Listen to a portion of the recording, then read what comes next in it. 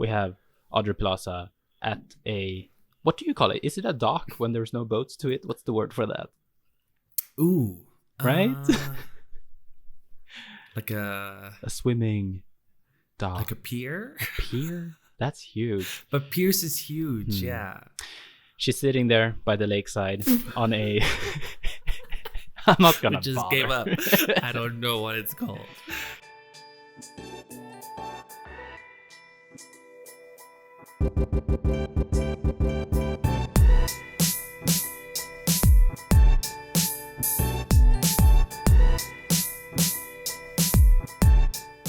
Hello everyone and welcome to another episode of Films and Fika, the podcast where we talk about films and have a fika, known as tea if you're in Britain, if you're British. I still need to go grab my tea, so we're gonna take a break before we start talking about the movie, Mo. Just FYI when it comes to logistics. Okay. How are you, Mo? Whoa. I'm good. We're good. You're good? Yeah. That's good. I'm doing good. Yeah. Anything? It's a long life. We're starting to go back into how like our routine for recording. So it's like a 2-week kind of thing, and it's nice. It's nice to be back on it. How do you feel about the fact that there is well, by the time this podcast is released, it's like, I don't know, 10 weeks until March. What about March? Doesn't that just fuck you up?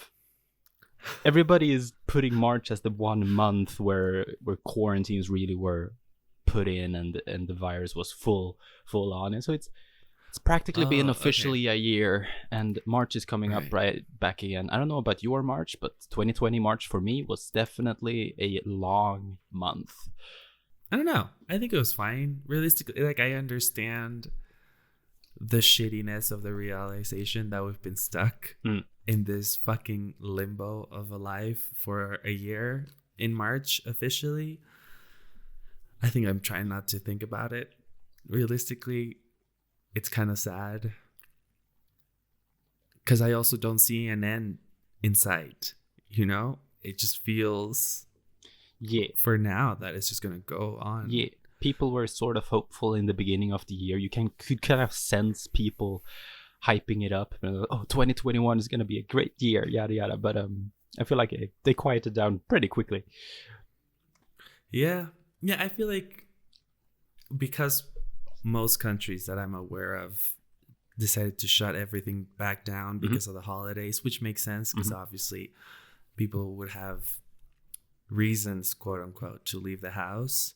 I think that kind of like made everyone think that after the holidays it was going to be like, okay, everything is lifted, and it didn't go that way. So yeah, for sure, I definitely get the same feeling from a lot of people. I also get the feeling that people are starting to get fucking tired of the situation, and they're starting to just do whatever it is that they want to do. Yeah, and I mean, we're not perfect people either, but just stay indoors, people. Get over yourself. I felt like people got tired after just 6 months. People started like going out and going to parties again. It was just like, oh man, no. My day today started with a slight hangover. It's not really that bad, and I've been working my way through it. But it's all good. We usually record on Sunday, so I guess that makes sense. And Sundays are lazy days, but today especially has been a lazy day. And once we cancel the recording, once we break up the recording, press stop on the record button, I'm gonna go straight and take a shower and then go straight to bed. So that's my plans for the evening, and I'm looking forward to having a good podcast and a good night's sleep. Regardless, today on this episode we're gonna talk about Black Bear, one of the I don't know about you, but to me it was kind of a sleeper film for 2020. I guess it was technically released in December in the US, and hasn't officially been released in Sweden yet. So I found my way around it and was able to watch it either way. So if you yourself is Swedish and listening to this, DM me and I can hook you up. It is directed by Lawrence Michael Levine, and of course starred by Aubrey Plaza. A very, I would like to say, kind of dark-ish drama, romance with a hint of thriller, maybe horror elements.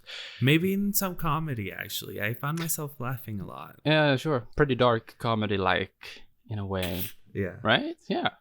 Yeah, for sure. It's pretty cool. I think the thing with 2020 and movie releases is that everything kind of got screwed over, and movies weren't getting wide releases anywhere.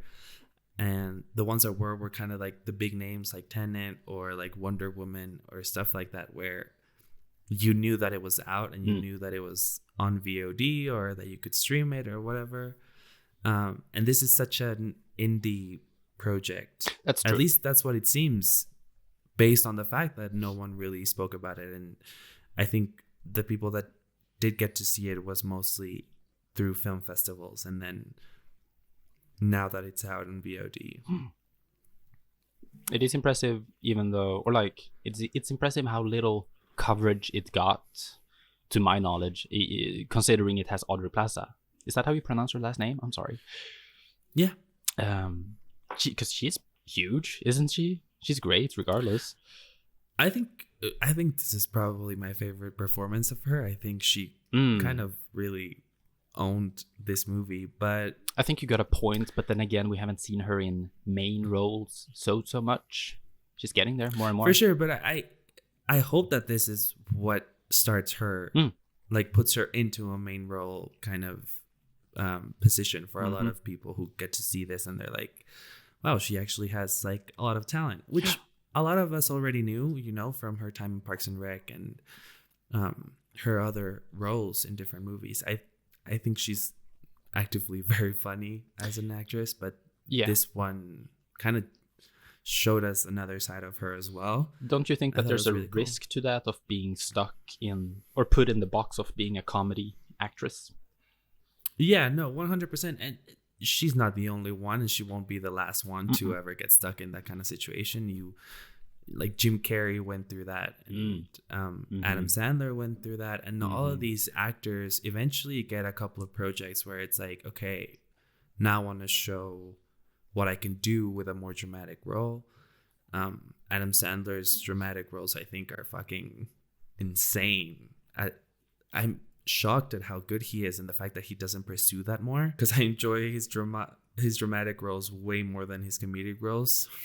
I don't know, because I have no interest in rewatching uncut gems, but I personally feel like that was over exaggerated with the hype. I wasn't that big of a fan of that movie, but maybe it's just not my taste. Dude, Uncut Gems made me anxious. All through that movie, I just couldn't sit still. It was really well constructed. I don't know if I would see it again. No, right? But then again, that's the same thing that I said about Mother the first time that I saw it, and now I've seen it like 4 times, and I deeply enjoy that movie. If you haven't, go check out our episode on Mother. That was a really fun one as well.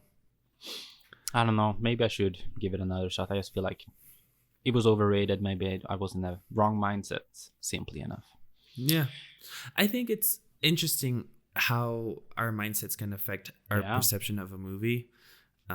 I also think that we watch so many movies on our free time that it's hard for movies to kind of like surprise us.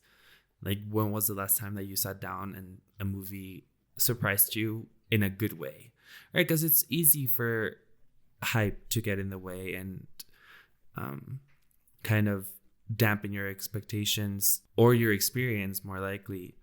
But I feel we need to get a handle more on our mental state before watching certain movies. But for sure, yeah, that's kind of why I very often put off watching movies that I would very much like to see. Like, I have no really example in mind, but there are a lot of movies that I have in my library that I, have so high expectations for, but know that it's that certain type of movie, so I'm putting it off for when I'm in the mood of watching it, when ultimately it doesn't matter that much, but it plays into it. And unfortunately, there is a risk of not seeing it necessarily. It's easy to forget about them, because you're not gonna sit down and watch The Godfather and love it as much if you're in a certain kind of mood. Yeah, I feel like Come and See, which was last episode, is a really good example of that. True. It's something that had been on our radar for a really long time, but we put it off. We put it off constantly because you hear about what it's about. You hear that, you know, it's a grueling experience and that it'll kind of like stick with you, which I don't know if you have thought about it since you watched it, but like some of the shots in that movie still come to me as like really clear flashes in my head where I'm like, dude, that movie was dope. I recommended Come and See to a dear friend of mine. Shout out to you, Olof. He's like a history buff, and I really was like, well, this is gonna be right up his alley. So I'm impressed that he watched it like the next day and was like, this is a good movie. You should see Amadeus. And I'm like, yeah, I'll totally put that on my watch list. So Amadeus is yeah. The memory that I have about that movie is that my dad bought it because he loves classical music, and I remember he bought it and he put it in, and I remember I was young, and I remember being bored, and then so I left the room. I was like, I'm not interested in this, and then I remember coming back like 5 different times and the thing was still going on. I was like, fuck this movie, man, like how long is this thing? So yeah, I haven't watched it. It's one of those things where it's like your previous experiences will kind of stick. And yes, for sure. And also one of those movies where it's a mood.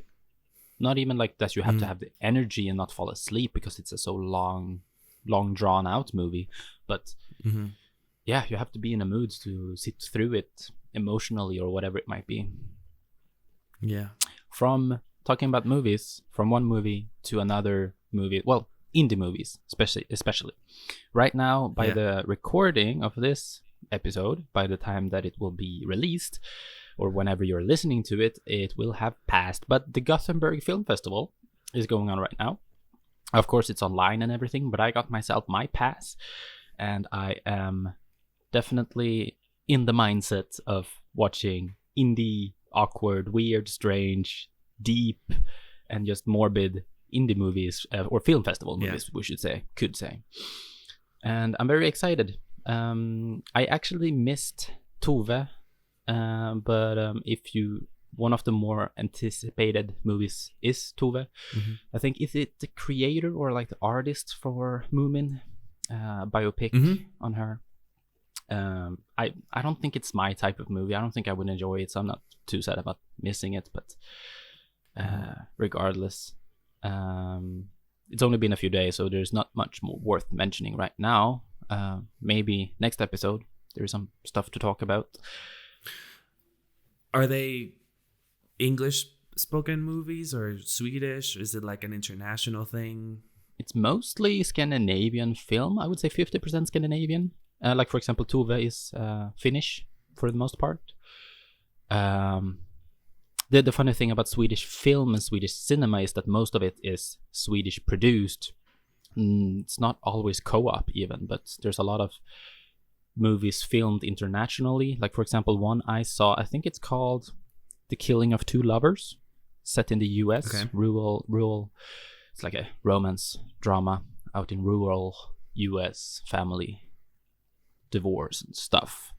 But it's Swedish/Finnish produced, I believe, if I understood it correctly. That was pretty good, actually. Very beautiful looking.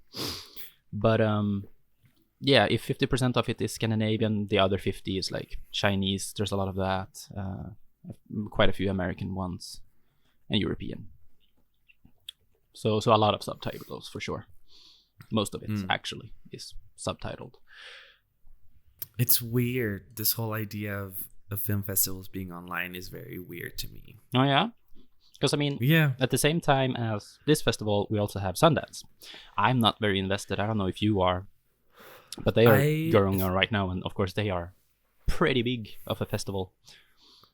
I think Sundance is huge. And I feel like the thing with Class A film festivals like Sundance and Cannes and TIFF and NIF, the Berlinale and Venice, you start to see the same movies come out of the festivals through the years. So it's like if you have a certain type of movie, like a quirky indie kind of glossy movie, you send it to Sundance or to Toronto, but mostly Sundance. And if you have like a foreign, deep, meditative kind of movie, you send it to Cannes. And don't get me wrong, I like film festivals. I think they're a great way for people to actually be able to put out their work. But I would like people to switch it up and just stop being so square about filmmaking. And I think that's also part of why this movie really spoke to me and why I really enjoyed it. Oddly enough, is because it feels like it doesn't try and fit into any square. Like when you were introducing it, you said it's a dark romance thriller indie kind of thing, and it's like, it's true. It really does encompass all of those genres, and you wouldn't think it to be possible. But yeah, I would like people to keep doing that. I think there's a lot of interesting films out there that are trying to say something and in different ways than has been done. At the same time, I feel like it makes sense for festivals to kind of go by genres. Of course, you have the hyper generalized festivals, like only this specific type of horror. It makes sense because then the audience going to the festivals just for watching the movies basically know that they will receive what they personally enjoy, just for the argument's sake. But of course, something like the top festivals like Cannes, for example, could use a little bit more variation and not only the highbrow, if you will, type of films. I saw Tenet again. Okay. It's like the fourth time I've seen it. Yeah. And you and I go back and forth about Tenet randomly through our relationship. Like, you will send me something and I'll send you something back. The more I hear and talk other people other than you about Tenet, I'm more and more reassured that my point is good. Like, it's not the best movie. Again, like, I saw it again and I was thinking about why I like it and why I think it's the most Nolan movie that he's done, which makes sense because up until this point he probably didn't have that freedom. You know what I'm saying? Like, he hit a point in his career where he could actively do anything he wanted. Yeah. And it's something that he's been working on for so long. And then, I start researching and I started getting into the why and the how and the reasoning behind his creation of the story and the script and how it works. And I think the reason why I really enjoy it is because I'm not saying it's the perfect movie, but it is perfect for what he wanted it to be. He wanted it to feel like the movies used to feel for him when he was younger, where it was kind of like everything was, that like you had this sense of awe at being in the movie theater and you're watching this movie unfold. And he talks specifically about how the James Bond movies, before Daniel Craig, obviously, because we're talking about when he was growing up, kind of hit that sweet spot for him every time he saw them. And then I started looking at Tenet like a James Bond film, and it is. Like, sure. It has like a overly complex plot. Like, and I'm not talking about the Daniel Craig movies, right? Because outside of Quantum of Solace, they try and stay very grounded to what they're supposed to be and stuff. But I'm talking about like old school James Bond, where it was like a satellite death ray was gonna like burn the population, or the whole movie where you have the car that like jumps into the water and turns into a submarine, and like the goofy stuff that came from the James Bond era, which a lot of people really enjoy. Personally, I really enjoy it, and I think that's kind of what he was trying to go for. And I get why a lot of people don't like that. I understand that it's not for everyone, especially nowadays when we're not really used to that kind of stuff. Mm-hmm. You know, even our superhero movies have to be grounded and dark and gritty and kind of like death and serious matters and serious repercussions. So yeah, I think it's just I just think it's fun. I think it's a fun movie. Also, I feel like I'm the type of person, like I've come to accept the fact that I'm a very specific movie watcher, in the sense of like, I don't mind having to do extra work around the movie that I'm watching in order to enjoy it more. And more than Tenet, I'm talking about Mank now, which is like the David Fincher film that he made like in black and white and about Hollywood history and all of that. I already knew a lot about, you know, that time in Hollywood because I've always been interested in it. So going into it, I had a lot of this background information that just kind of like enhanced the experience. And I understand that for a lot of people, that's like, but why do I have to do homework to enjoy a movie? But I feel like if you take a look at what the biggest filmmakers right now are doing in terms of their latest films, they're all doing the movies their own way and the movies that they wanted to do. Mm-hmm, mm-hmm. And it's like, it started with Roma, with Alfonso Cuarón, and how he kind of told the story in black and white, and it's in Spanish and it's non-actors, and that's the movie that he's been trying to make for years. And it's the movie that speaks to who he was as a child and I guess as a younger person. And I feel it's because all these directors are starting to hit a certain age.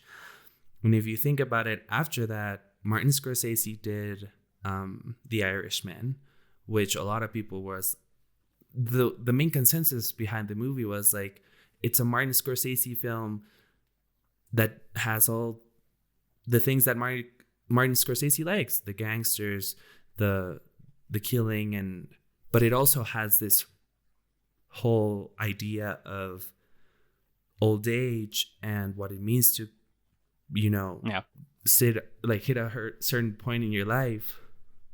And that was like very personal to him. And then you have Once Upon a Time in Hollywood with Quentin Tarantino, mm-hmm. which again, it's a project that he wrote for a lot of years. It's a project that's very personal to him, to his experience growing up in LA with his dad driving around, his weird fucking foot fetish. Yeah, there's a lot of feet in that one. And yeah, I think it's a record for him. And now you have, you know, Christopher Nolan with Tenet, which again, I think is just like, it's this wave that we're hitting where all of these directors got to do the movie that they wanted to do the way they wanted it to do it. And the same thing with Mank and David Fincher. Like, it's a movie that his dad wrote a really long time ago. It was a passion project for both of them, and he finally got to make it the way that he wanted to make it. That's a really fair point. I mean, I think we even commented on it on the podcast when Hollywood got released, but I never foresaw that it was gonna be as big as you're claiming here, and this is a really good point. That's interesting. Yeah, I thought it was really, really interesting because I was like, dude, it makes sense. Yeah, right. All of these movies, except I guess for The Irishman, but I think The Irishman also suffered from this. There's a lot of people who fell in love with all of these movies, but there's also a lot of people who were like, why is it this long? Why is it black and white? Why? Just why to everything?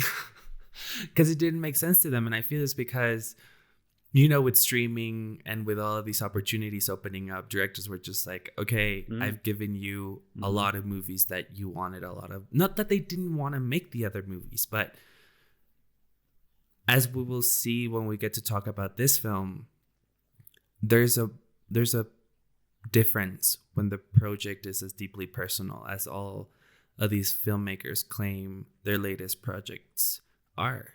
And I thought it was just a really interesting thing that started happening. Yeah. I will rewatch Tenet. I guess it's on VOD right now, but I never actually rewatched Interstellar. still want to do that, because that movie kind of grew on me afterwards, different from Tenet, actually. But I do want to give it a rewatch, see if you can pick up on things that the people claim on a second watch. But yeah, I don't know. It's gonna be interesting though to see what evolution this takes. Like, if we are now in a wave of movies that directors or filmmakers really want to make and have wanted to make for a long time. I wonder what the evolution of that would be, the next step, if we're gonna see more of that or if it's gonna backfire somehow, because it's kind of not appealing to the consumer directly as it previously has, at least in Hollywood and such. I think it's an interesting thing to keep our eye on because there's so many things changing in Hollywood right now because of the pandemic. You know, like Wonder Woman and all of the movies from Warner Brothers in 2021 being released on streaming, and what that means for a lot of people who work in the industry. You know, I was watching a roundtable because, you know, I love those. They're good. And it was all the cinematographers. And, you know, the question was like, how do you feel that, you know, you work so hard for certain scenes, certain shots, and people might watch them in a movie that is not color graded, that it is completely like that once your image is projected on that screen or coming out of that screen is completely different from what you wanted.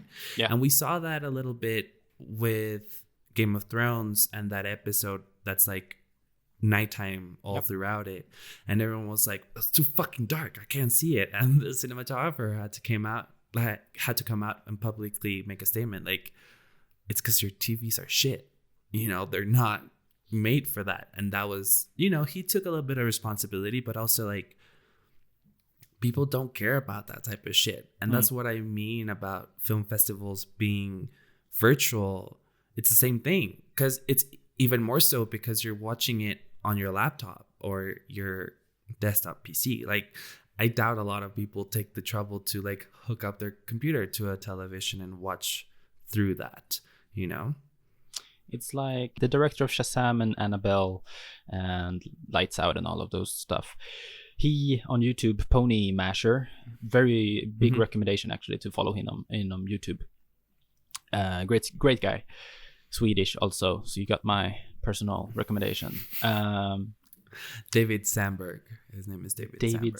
David Sandberg. He goes in with the attitude. He talks about this in one of his videos, that like even his big Hollywood Annabelle movies, he makes sure that they are, because he would like to say that he's a realist, or however he puts it, and makes sure that the color grade that he puts on the movie looks not great on a calculator, what you call it, on a monitor that is, you know, carbonate. Yeah. Calibrated. Thank you. On a super expensive monitor that's calibrated to the exact colors that it are, so it projects the best image.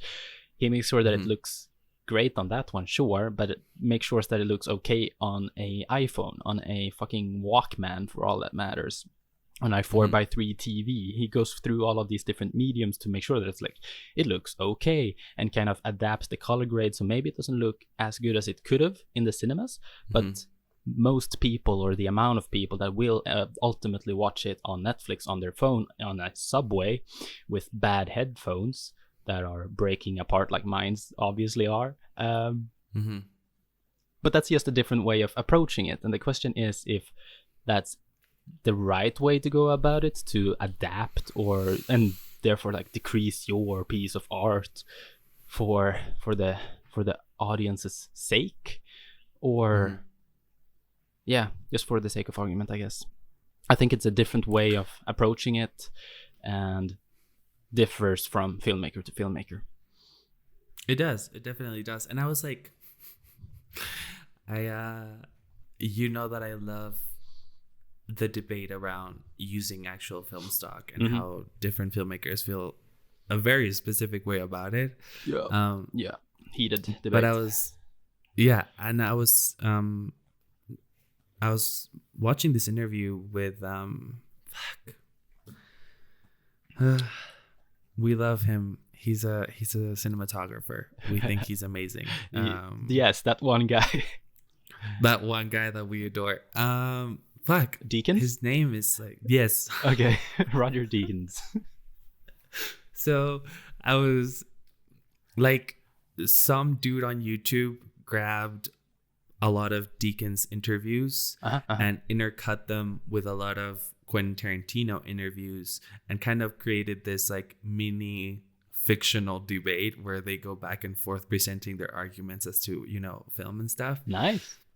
Because Deakins he doesn't like working on film anymore. Like, he openly says that he will never go back to working on film unless he actively feels it's a necessity for the project.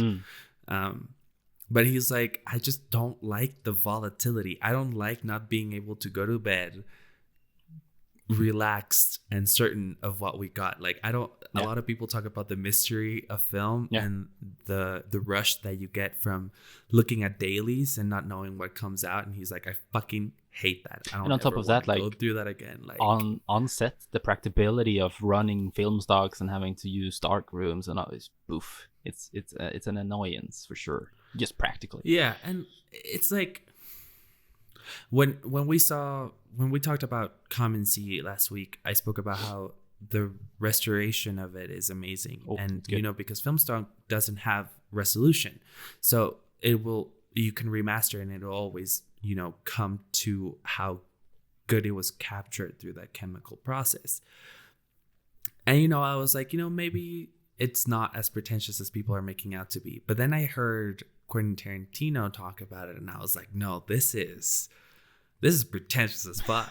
Like, he's talking about how digital is like the death of film for him because, you know, movie making is like watching a movie is watching an illusion, because with a camera, with film stock, you don't actually capture movement.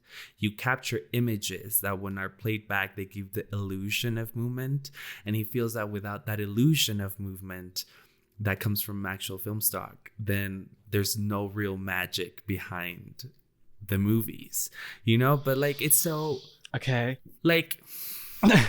Here's like my biggest thing about this whole thing is like, okay, you shoot it in film stock, but then realistically speaking, and Deakins talks about this really quickly, he says you get the film stock, your original, and then that one gets copied, and maybe, you know, those copies of the original will still remain very faithful, but then most people, what they will see is a copy of a copy of a copy of the original. Those are the ones that get distributed, and that's where you actually lose some of that fidelity that a lot of people talk about. And they don't know that because a lot of people are not privy to how distribution works within the film industry, right?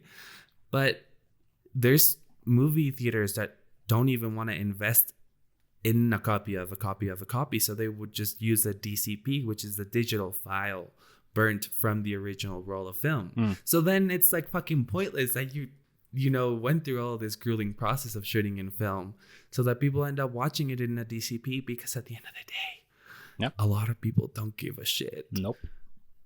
And a lot of theaters don't even show them. You know, you would have to travel to like New York or like the places that are like, hey, we have like an actual 70 millimeter print of The Hateful Eight or whatever. No, it's rare. Yeah. It's rare for theaters to have film projectors and for them to have actual film stock in store. Most that I've gone to have like a rotating schedule where the film is traveling around the world all the way, and of course they have been played so many times. Like I saw Vertigo, and that copy wasn't the best because it's been through a lot of film machines. Projectors is the word. But I think we should link that supercut in the description. That sounds like something interesting to watch. It is, but I'm not gonna lie to you. Yeah. Out of all the filmmakers that I like listening to, Tarantino's not necessarily one of them. No. I think his voice is deeply annoying. Yeah.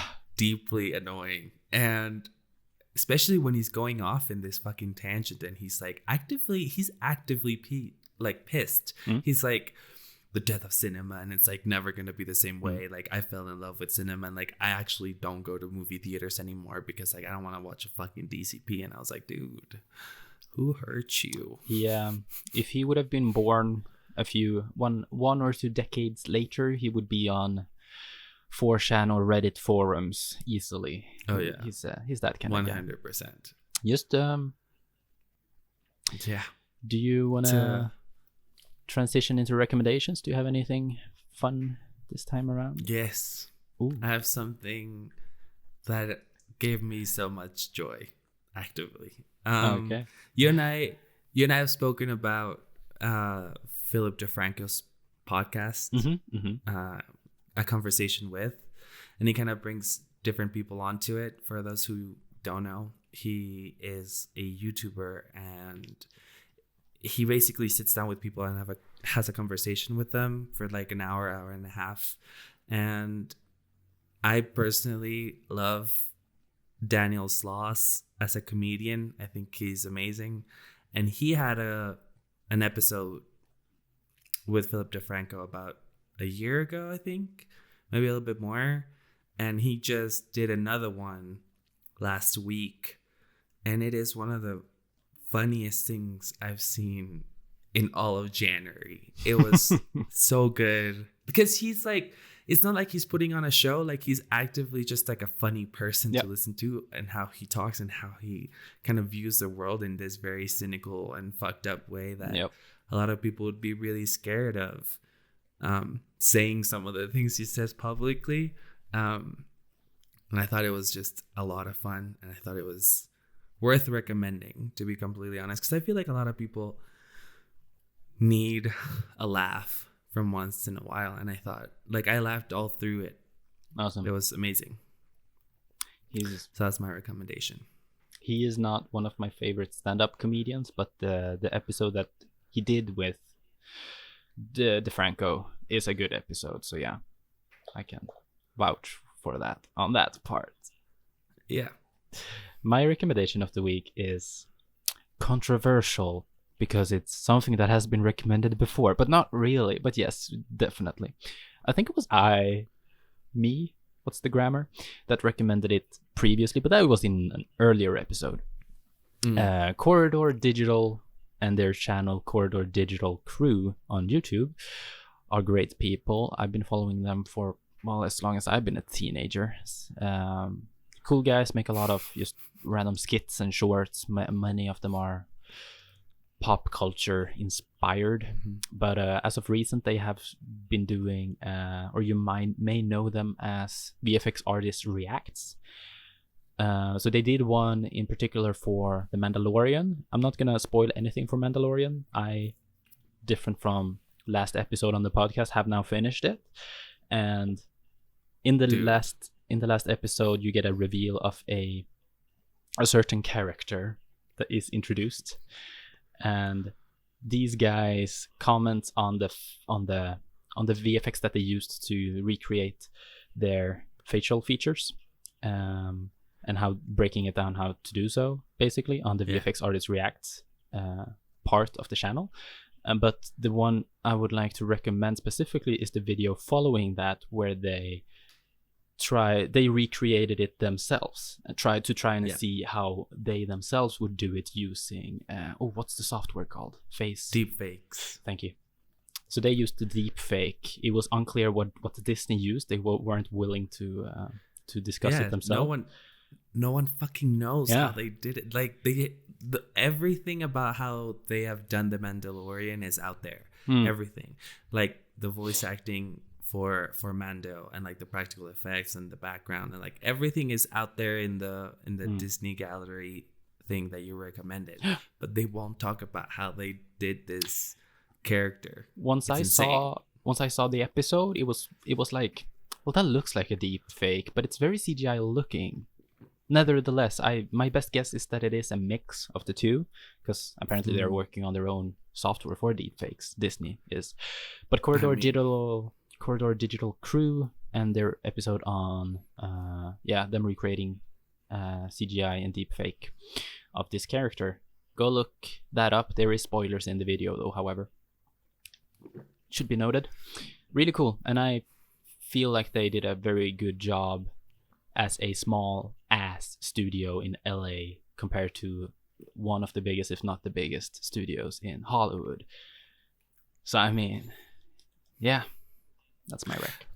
I'm gonna go grab a cup of tea and we can talk about the movie Black Bear. Right. Bear. This is gonna be difficult with my accent.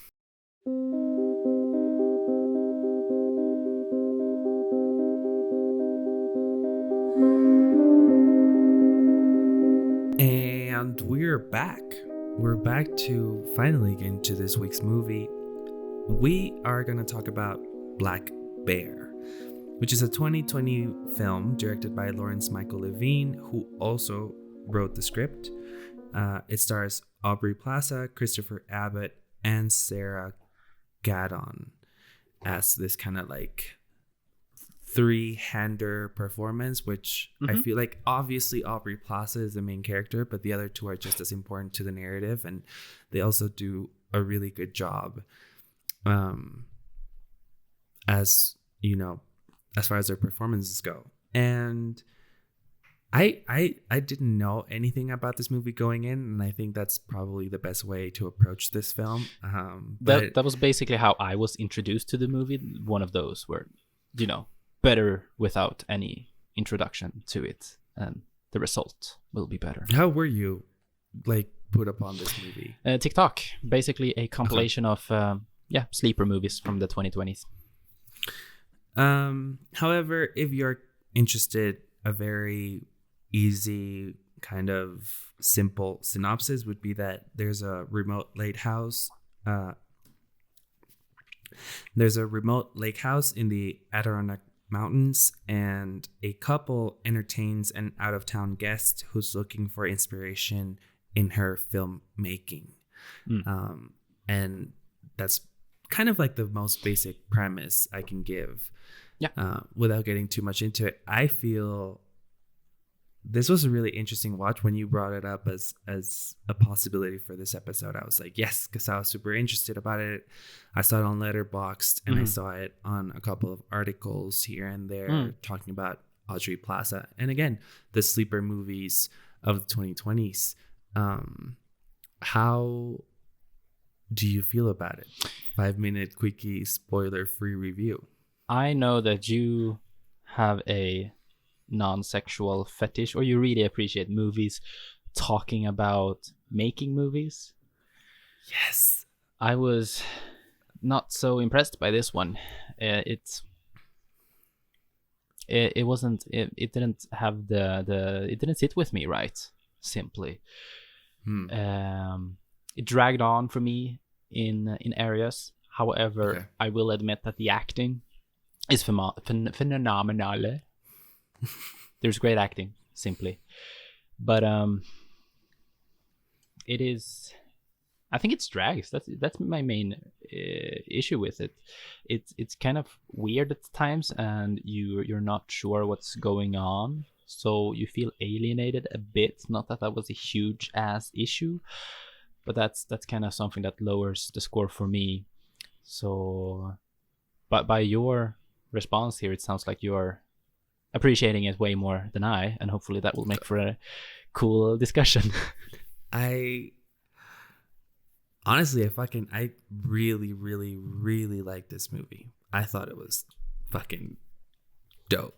I thought it was dope as hell. I do have a thing about movies that talk about making movies, and I think this one hit really, really close to home, because the other movies about making movies that we've seen are kind of like old school, like Hail Caesar or Mank or Hollywood, and this was very much a modern take on a film.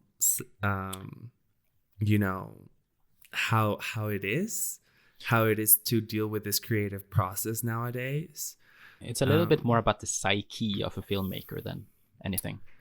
Yeah, and I think, like, just quick review, because I feel like I can't really talk about and why I love this film as much as I did without giving too much. So, quick review. I think it's dope. I think it's weird, for sure. It starts out weird and it is uncomfortable at times.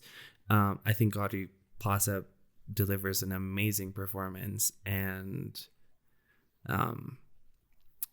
definitely a look into how a filmmaker's head might work. But with that, I think we should just jump into the spoilers, because realistically, anything that we say past this point, it's like a spoiler, to be completely honest. Yeah. So you've been warned. Because basically the first, as they put it, part of the movie is different from the second part. There's only 2 parts, is there? Yes. Yeah, so it's like 2 parts, and they're separated by this like image, or like the sequence of events where Aubrey Plaza kind of goes into the house, sits down and starts writing. And that's actually how the movie ends as well. Yeah. Which is, very full circle, which I know you kind of appreciate too. I honestly, when I can pitch the first sequence, basically. We have Aubrey Plaza at a, what do you call it? Is it a dock when there's no boats to it? What's the word for that? Ooh. Right? Like a swimming dock. Like a pier? A pier? That's huge. But piers is huge, yeah. She's sitting there by the lakeside on a... I'm not gonna just bother. Gave up. I don't know what it's called. She's sitting on a towel. We linger on a very minimalist, beautiful image on her back. She's kind of meditative, in a meditative state, you could say. Calm, wind. There's some shadow in the background and stuff. She gets up in a smooth motion. She picks up the towel and puts it around her waist. She goes in and sits down to write. Where it kind of hooked me when you get this card of a notebook, and it says Black Bear Part 1, something like that. Mm-hmm. That's when I was like, oof, well, I'm into this. This is kind of cool, because it really states itself as being different from the norm, if anything. Yeah. It differentiates itself. It's very indie, very Sundance, actually, which I think is where this premiered, to be completely honest. But it's a very Sundance thing of like Reservoir Dogs had that. And like, sure, you can say it's a Quentin Tarantino thing now, but it's not. It's just that he's probably the most mainstream filmmaker to actively use that as a device. Like the whole dividing your movie into parts thing. I love that shot, though. I love that opening shot of her sitting in the dock. And it's also a reoccurring shot that we see by, 3 times throughout the movie. She comes into the cabin, she sits down, and she starts writing. And that's where we get like the part 1. Uh-huh. And then, we kind of start with her getting to the cabin, and she's welcomed by Gabe and his wife, Blair, who's pregnant. They're not actually married. They made that very clear. Right. Yes. Sorry. Yeah.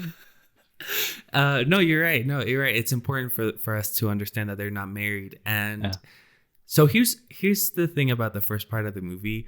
I was deeply uncomfortable through that whole part actively. If we're being honest, because like the introduction part. No, all of the first half of this movie, like part 1 of this movie, is uncomfortable to sit through. Like, because they're having a really weird, uncomfortable dynamic. Yeah, and like it's kind of where you see Aubrey Plaza play a character that you've seen her in before, where she's kind of like this dry, sarcastic person who says things that are uncomfortable. And then you have these other 2 who are bickering at each other, and they're just all the time. So instantly they just snap at each other, the littlest thing, and they argue in public very easily, which is weird and goes against the norm. So I think that's really where they achieve that awkwardness with us, the audience, where like this couple or whatever they are just arguing about this very deep and emotional thing at the dinner table. And I'm just a guest. This is the first time that I get to meet them. I think we could fast forward to the main argument, because that's where I am really a bit off put, honestly. It gets way too political for my liking. Yeah. And it takes such a weird stance. So you're not too sure, because just before this, you've seen, if I remember right, Gabe and is her name Blair. We've seen them two kind of in a weird way. Blair has manipulated him into feeling bad for her, and it's just guilt tripping and all of that weird stuff that shouldn't take place in a good relationship, healthy. She's like at the beginning, she's mean. She's fucking mean. Like this whole, as I feel like as an artist, I can deeply connect to, the pain and the kind of like how he feels ashamed because of the things that she says to him when they're having dinner outside. And she's like, well, we didn't have a job. And so we kind of moved out of Manhattan. And he was like, we had jobs. Mm-hmm. Like, she's like, well, I was a dancer and it wasn't working out. And well, you were like a musician. And he's like, no, I'm still a professional musician. And she's like, yeah. What really gets to me on that part specifically is the quote where she goes, "Oh, you don't get the chance to pick an artist's brain so often." He just gives a look like, dude, really, bitch. It was messed up, right? And I feel like that's why I feel the writing of this is really kind of on point in certain scenes. Some of the dialogue might be whatever, but there are certain exchanges between characters that kind of make reference to previous conversations. Because when she says that, it's when they're having like drinks after dinner, and the whole idea of him not being a professional artist anymore was already kind of like in our brain, because that's what she said.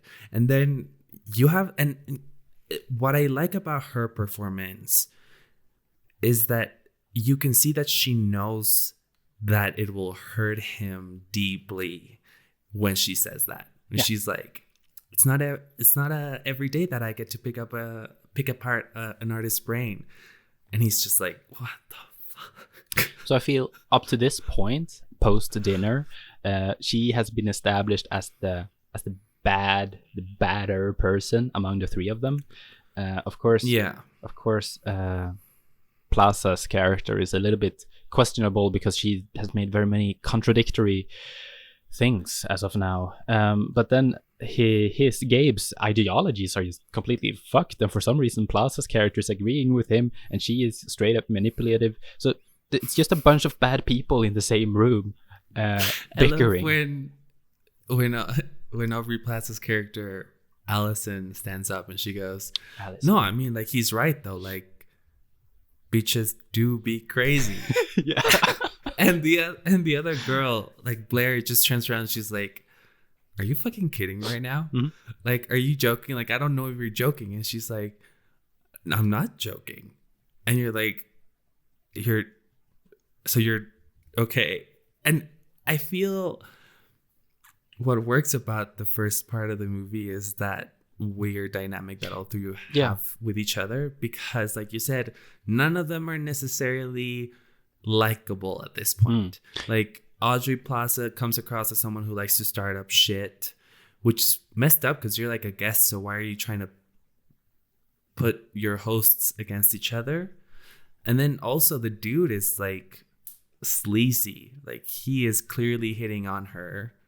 Yeah. When you have a pregnant, like, why though? And I feel like I gotta give them credit for that. Like, story making wise, writing mostly is just, it works very well to put us, the audience, in a weird position, and they have it right where they want us to be, because we're just trying to dissect what we're seeing, and it's not making any sense at all. Yeah, like at that point, we're not entirely sure what's happening. Like, we don't know why are they talking about this? How come? And then Blair and Gabe are like, yeah, we're going to go to bed, whatever. And they leave. And they start fighting, and Blair kind of like explodes, and she's like, I know you want to fuck her. I know, like, and then she says this line, and I wrote it down in my notes because I was like, I have never heard this as a thing, where she goes, why don't you go fuck her? I'm sure her pussy tastes like spider shit. Yeah. And I was like, that, okay. Yes. Might be some dude's weird fantasy out there. I shouldn't discriminate. Go on. I feel like that scene works because we get to see that Aubrey Plaza's outside and she can hear everything that they're saying. Like, I feel that's what makes it work more so than the dialogue, because dialogue-wise, it's pretty much the same fight that we've seen in different movies when it comes to like a relationship drama.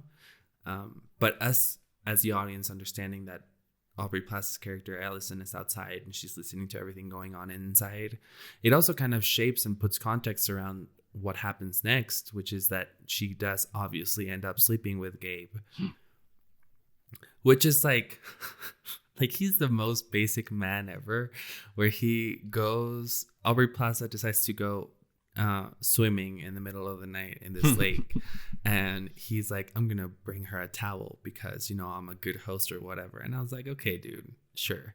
So he brings the towel and he's like, okay, good night. And then he like turns around and kind of like lingers for a second, because we all know that he's waiting for her to invite him in, and it takes 2 words. She goes, it's warm. And then you cut to him being inside the water with him. Mm-hmm. I was like, man, men are basic creatures. We are definitely basic douchebags.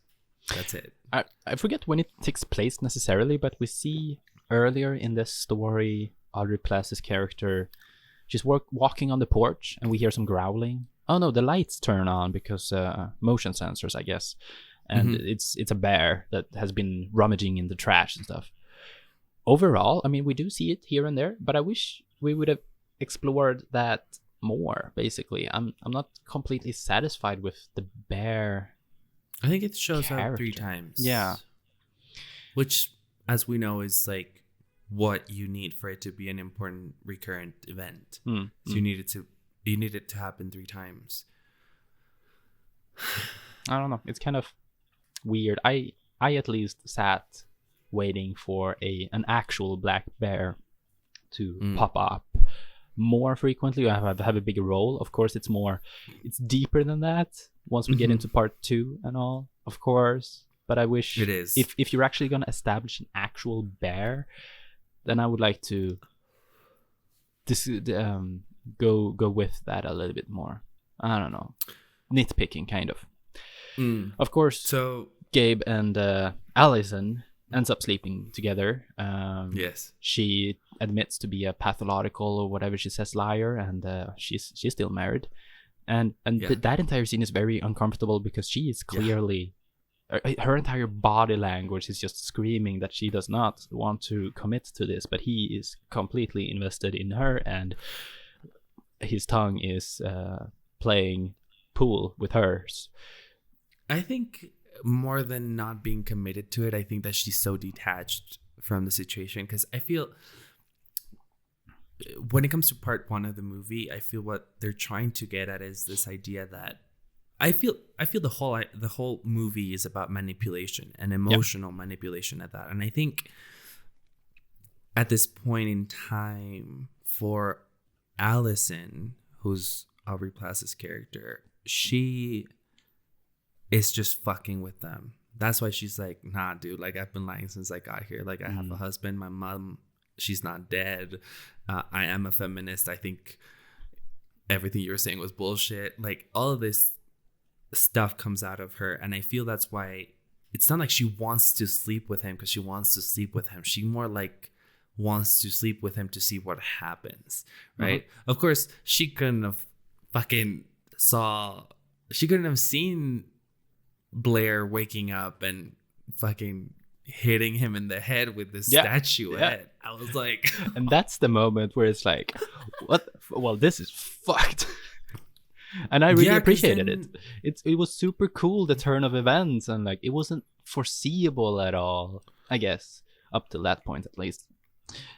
And I was all for it. It was cool. It built Yeah. tension, and throughout the score, or maybe not as much score as it was more sound design, but the tension that was building along with the sound, it was a very cool atmosphere to be in, and super morbid and super fucked and everything. But I enjoyed it. I think that sequence was really beautifully crafted, because after that he pushes Blair and she starts bleeding, which we assume has to do with her pregnancy, and they all kind of like rush to try and get her to the hospital, and she's freaking out because on the one hand she wants to fucking murder Allison, but on the other hand she's also like in pain.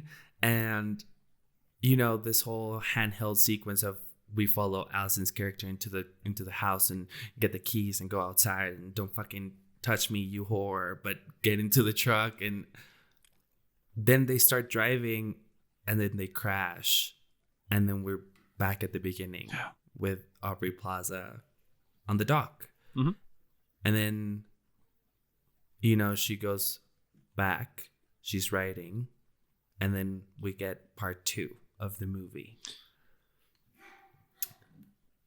What do you think about part 2? I think really quickly. I think part 2 is the weaker side of the story, which is sad because it's the longer part of the movie overall. I don't mind that it's a complete tonal shift. Not complete, I guess, but it's definitely 2 different types of movies tonally. Yes.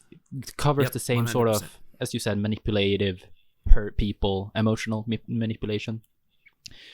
But I would have... it just drags to me. It's not that interesting of an environment to be on a film set. Yeah. Because don't we see that 3 times even? We see her go back and write, and then we are thrown back to the... I'm going to say it again. The dock. Yeah. And apparently they're on the movie set. The director cuts and is seemingly upset with her because she's done this take 15 times now and she does not nail it. She gets 0 input on to why, and she is definitely seemingly upset. Yeah. Part 2 is a tonal shift for sure. Like it still has the same themes because I feel the movie's trying to explore those. There you go. Yeah. And it would have been interesting, you know, to see maybe 3 different parts instead of 2. Yeah. So that maybe the third one kind of really nailed the point. Not that it doesn't. Yes. Okay, I want to be clear. I think the point of behind this movie is really clear as to what it's trying to do, what it's trying to talk about, which is something that we don't really talk about. And I think that's really cool. Especially when it comes to movies and all the different things that, or like all the different rumors that come with certain movies.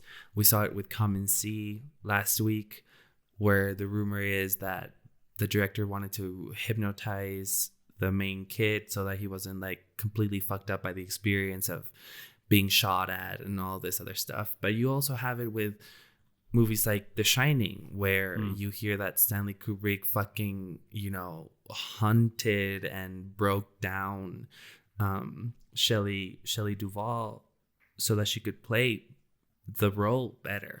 And how he did it again for Eyes Wide Shut, to the point where he manipulated Tom Cruise and Nicole Kidman so much that they ended up having a divorce. Dude, it's so fucked. They just took the take after take after take, and until Kubrick was just like, well, now I have 50 different versions of it. Let's do another take and we're good. See what I feel like at the end of the day. I feel like, you know, the point of the movie's clear. I do think like maybe a third part would have been an interesting thing to, you know, experience. I was definitely expecting a third part. It would make sense in every way.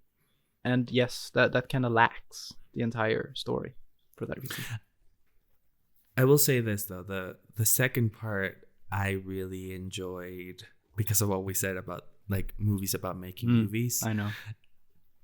And like we've been on film sets, and you know, even after film school, the film sets are pretty much the same.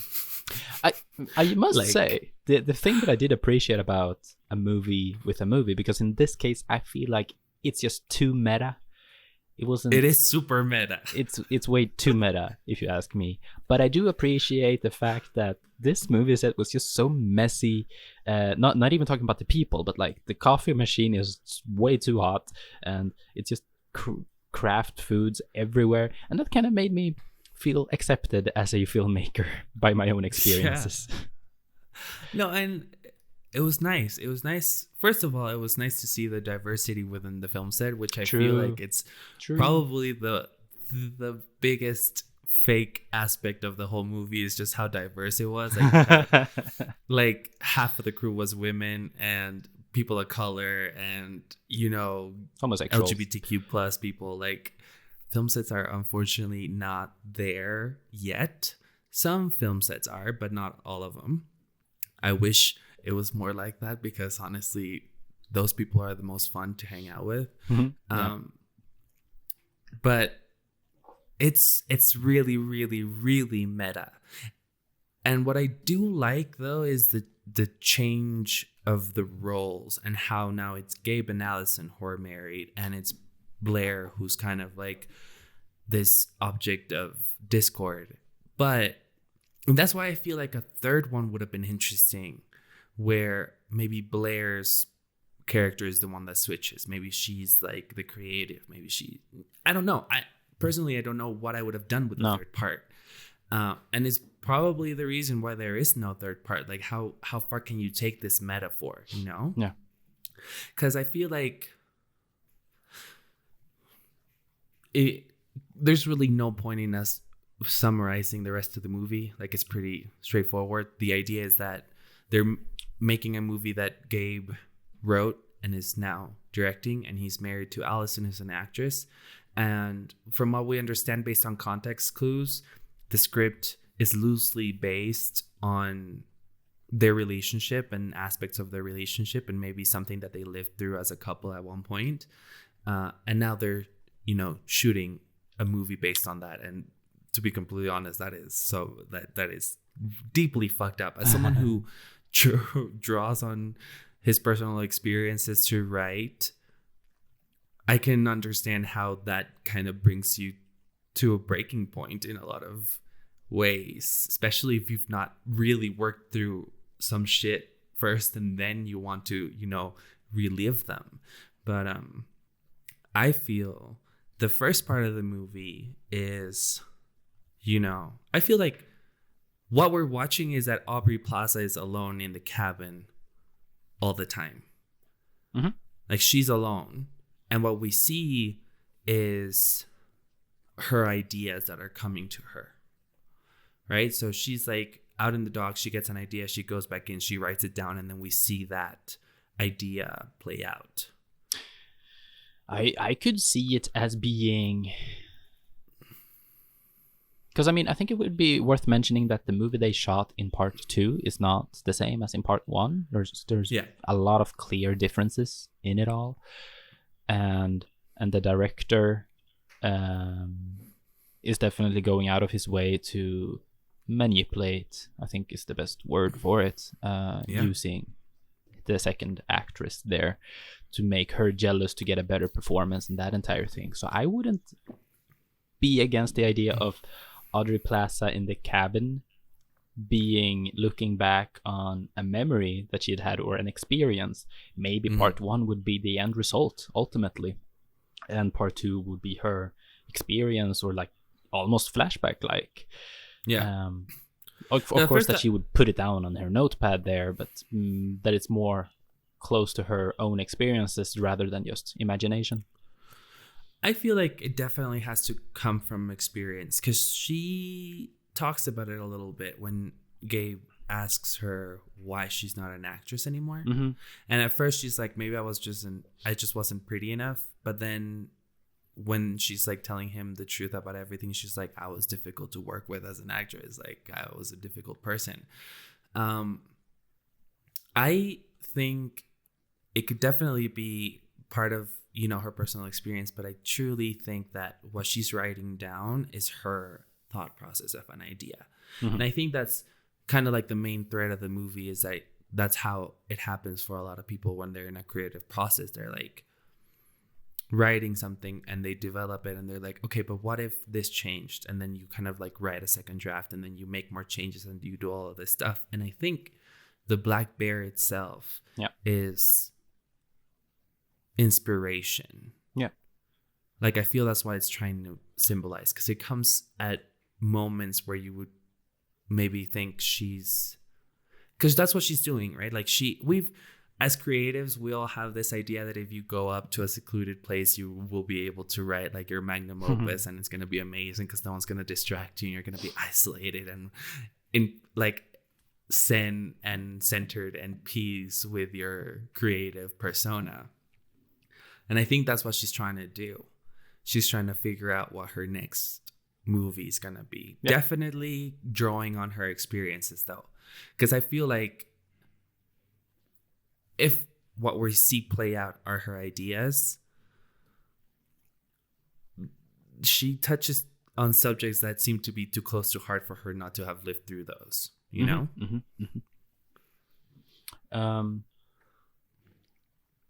I do believe that the bear that we see, or whatever, like it might be in the same areas every time, even part 1 and part 2, but it definitely has it's scattered around differently.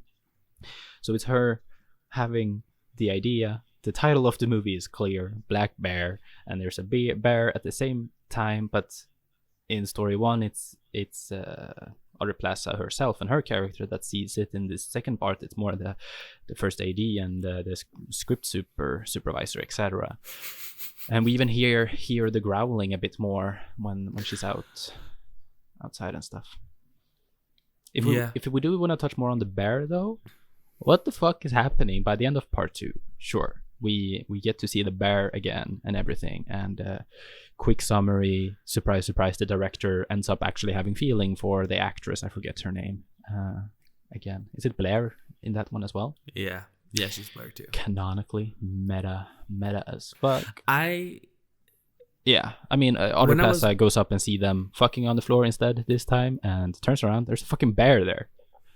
Okay, and she takes a step towards the bear. That's where I'm really like, just what just happened? She was walking towards. Is that just a big ass metaphor for her? I don't even know what, succumbing to bears, since her pet name for her husband is Bear. That's why I think the bear is more of like a metaphor for like the creativity or like an inspiration kind of thing, because she refers to him as Bear when he's the director, when he's like the creative force behind the film. And at first I was like, why not make her the director? And then I understood that the writer was trying to make a point of male directors, indie male directors, specifically, if you think about it. Like, I mean, all male directors, to be completely honest. And he wears his fucking hat and his glasses, and we can just generalize it in all men. Let's say all men are manipulative and horrible people. Like, I mean, that's why I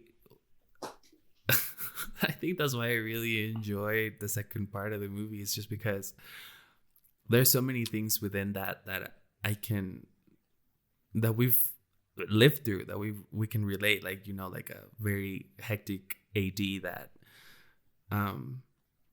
wants to control everything, but then she gets sick, and like all the inside jokes of what it is to be on a film set are there. Like when she goes up to the gaffer and she's like, "How are we looking?" And he's like, 20. And she's like, "Minutes?" And he goes, "What can I say?" And people are just smoking pot on set and stuff. It definitely hits kind of too close to home, but I'm not appreciating how meta that is. It just gets lame because it's so set in reality, maybe, I guess. I think the reason why you might not enjoy it is because it's definitely something that hits very close to home. Like, those are situations that we live through, and I feel like, you know, not all of our experiences on set were the best. And from what it's being shown, this is not the most professional of environments. it feels very toxic, and I feel it might touch on those sets that we worked on that weren't professional, that were actively hell to go through. And we didn't even shoot for a month and a half like they do. Like, we were there for a fucking weekend, and it was like, I don't ever want to see your fucking face again because you don't know what you're doing.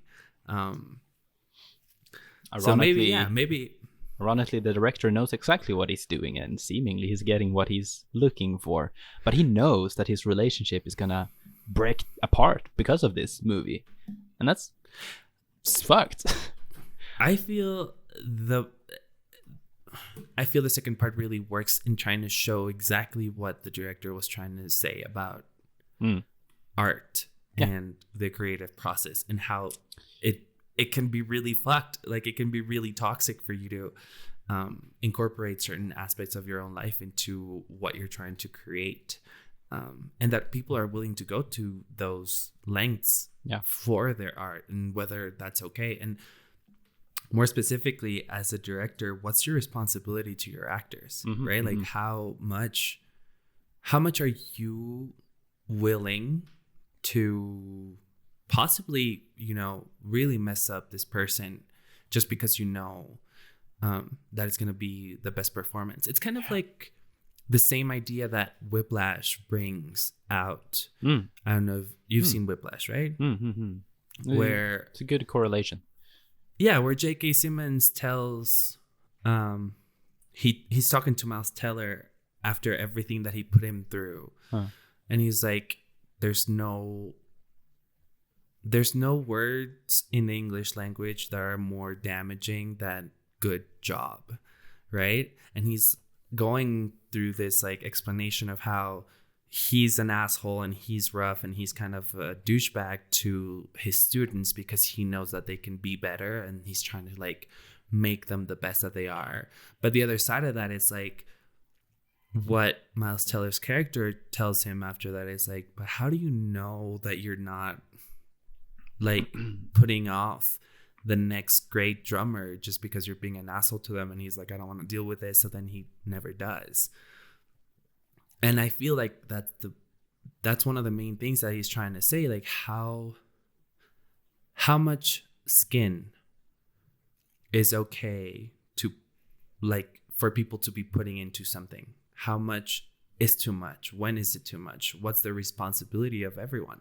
Because for a lot of people, I feel like, from what we can gather, this manipulative, honestly kind of abusive dynamic that he's like creating with Blair in order to get a better performance from Allison has been going on for a while, right? But then the question is like, why doesn't Allison fucking leave? Right? I think we've seen it before, though. I could argue that like the movie would have gotten across the same message with one solid story, touching on the same thematic points, yet not being so, she is writing a story about her personal experiences. It's tough out there. You see my point, though, yeah? Yeah. And I also understand that the meta aspect of it might be too much for a lot of people. Meta is a hard thing to sell. Yeah. Because the whole idea of a movie is that you're escaping something. Even when it's like a thriller or when it's a horror movie or whatever it is that you're watching, you enter an agreement with the filmmaker that you're gonna suspend your disbelief for however long the movie is. Yeah. Mm-hmm. Meta breaks that agreement, and for a lot of people it's a deal breaker because it's like, this is not what I wanted out of a film experience. Like a meta, self-reflective kind of thing is not exactly what I was looking for. And that's why movies like Deadpool, who do it so well, are rare. Meta is a hard spot to hit for sure. But I would like to say at the same time that I do enjoy thoroughly the way it's constructed, that we go from this at first completely without any context perspective, and then we go into this story, and then we jump into that story. That works, like the emotional turns of events. I don't know what you call it. That's cool. But it just doesn't sit with me right, the way it's portrayed ultimately. And it's like a complete 180. Everything changes. The tone changes. The way that the actors and characters behave changes. The camera work changes. It's way more shaky. It's way more handheld. More kind of like a documentary style, but not really, because it's also kind of stylized in the sense. But kind of, yeah. Mm-hmm. I don't know if... Something that I do appreciate that could be applied to other areas other than relationships, or like you could see it as a metaphor on its own, is when you are on the film set, they're going for the last shot. Allison is completely drunk and out of it. She's just had enough with his manipulation rather, and she's just going at it, and we see him continuing to try and get something out of her, and it's just so fucked, especially when they're going for room tone and that entire bit. Holy, the looks from the film crews and the people just observing what's going on. Luckily enough, I guess you get some humanity from what is it, the makeup artist and that guy, wardrobe, yes, or the cinematographer. I don't know who you're talking about. Oh no, the wardrobe guy. You get some humanity for them, and they are actually like acknowledging the fact that he is an asshole. I think he calls him a motherfucker at one point.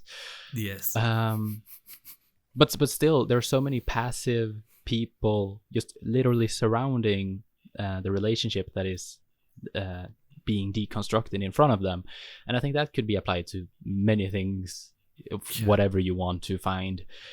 And it's fucked. Like the movie overall, it's a sense of, well, that's fucked. Like it's a sense of disbelief to it ever happening in real life, but at the same time, that there's a lot of shady people out there. Yeah. So this movie as a whole could definitely be put as a movie from a person that is more artistically leaning towards more artistic tendencies. That could explain a lot, actually, with where the movie comes from, where it's basically this person that's just putting it out there. There's just a lot of emotions. It's not too far from just stream of consciousness writing in a way. 100%. No, I agree. It's like an experiment. Like I feel he's trying to explore how far is too far before it's like, no, you're not creative. You're just an asshole. Because it's true, right? Like we've worked, even in film school, we've had, dealings with people who are like, my art and like my thought process. And like, I'm the best end all be all. And we're just sitting there like, dude, lunch was supposed to be 3 hours ago. Like, can you get to the fucking point? Like, this is so stupid. I think I have said my thoughts and feelings about the movie. I do appreciate it for what it is bringing up, and whatever you said there just now. But it just doesn't sit with me, right? So unfortunately, it's gonna have to lose some points for that. For sure. Do you have any final thoughts? Any summarize, however you what you wanna do? I feel like we haven't spoken about the first part enough, but it's really like, it is the lesser part of the movie. It's like half an hour, and the other hour is basically the second part, I think. Is it that short of a film? I don't know. I want to say yes. Yeah, it's an hour and 40 minutes. Oh, damn. Oh, that's cool. I think the first part was really, really fun because it showed a very indie kind of movie that you and I enjoy, where it's like you don't have all the answers and things are not entirely clear, and you have this weird dynamic between three very unlikable characters, to be completely honest. Like none of them really have a saving quality to them. Like Gabe is an asshole. Blair is, rightly so, but she's very bitter.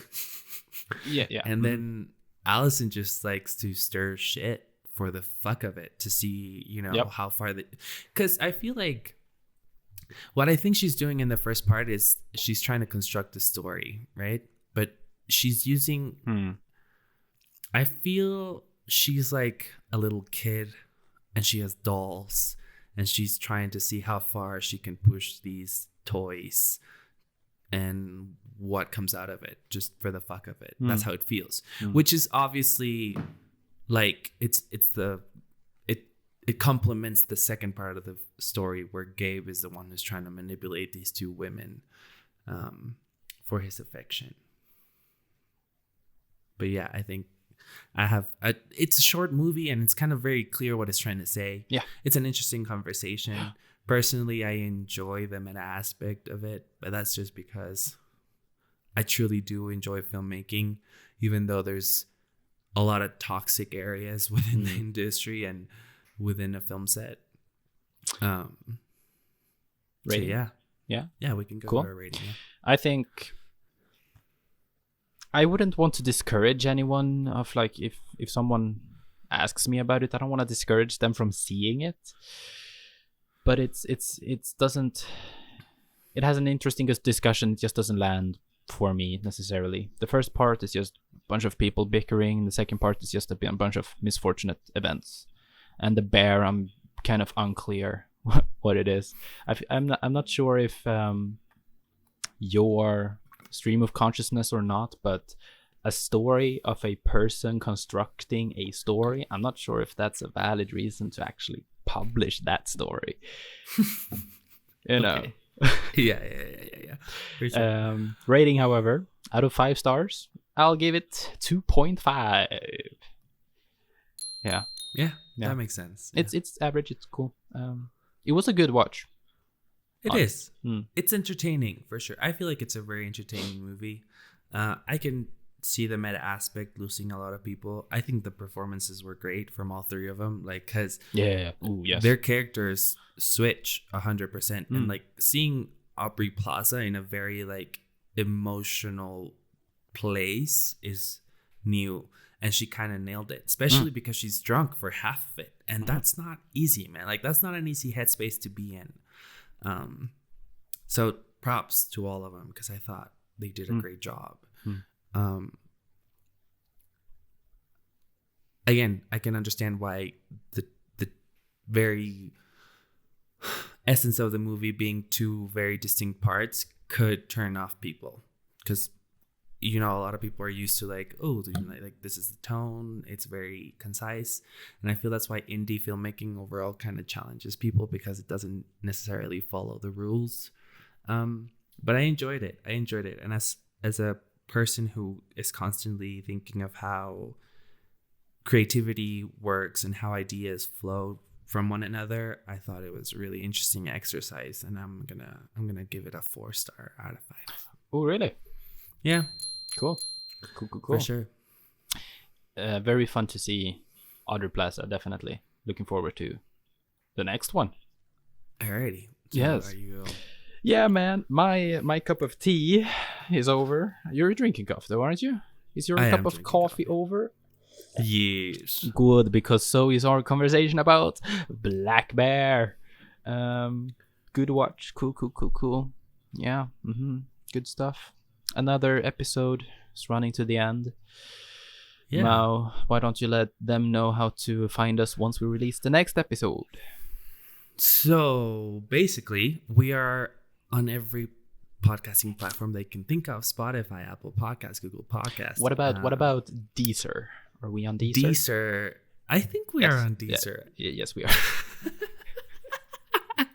I know no one that uses it, but we're there. Right? We need... Anyways, there's so many platforms that we're on that I'm like, does anyone actively use them? And then I check our stats and it's like, oh, all right. Props. We also have a video version of this podcast. It's up on YouTube. We put work into it. I'm not going to lie. It's kind of cool.